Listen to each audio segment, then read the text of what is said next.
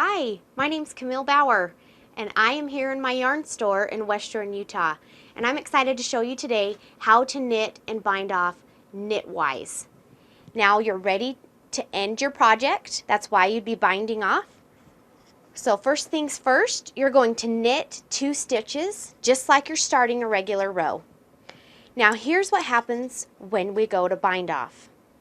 We're going to take the bottom loop, so the first stitch you've just knitted that's closest to your thumb, and you're going to bring it up and over and drop it off your needle. Now because we're binding off knitwise, we need to go and knit another stitch. And again, we have 2 stitches on our right needle. We're going to take the bottom one that's closest to your thumb, pull it up and over, and drop it off. When you bind off, you always need to have 2 stitches on your right needle.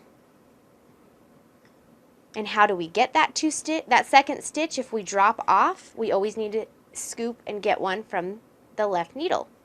So again, we've got the 2 stitches. I'm pulling the bottom stitch closest to my thumb, up and off. Now, because we're binding off knitwise, we go and knit another stitch onto the right needle, pull it up and over, drop it off. To me, binding off is one of the funnest, easiest things to do. And I'm sure once you give it a try, you'll think so too.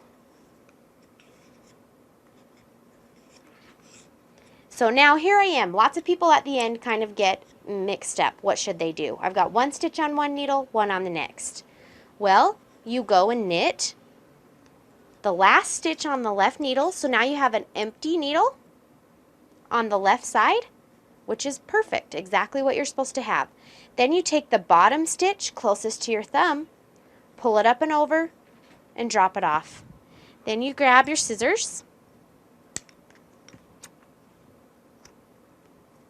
You can pull that loop a little bit bigger, but then you put the tail in the hole, give it a little tug. There you go. Now you've learned to bind off knitwise. Thanks for watching and happy knitting.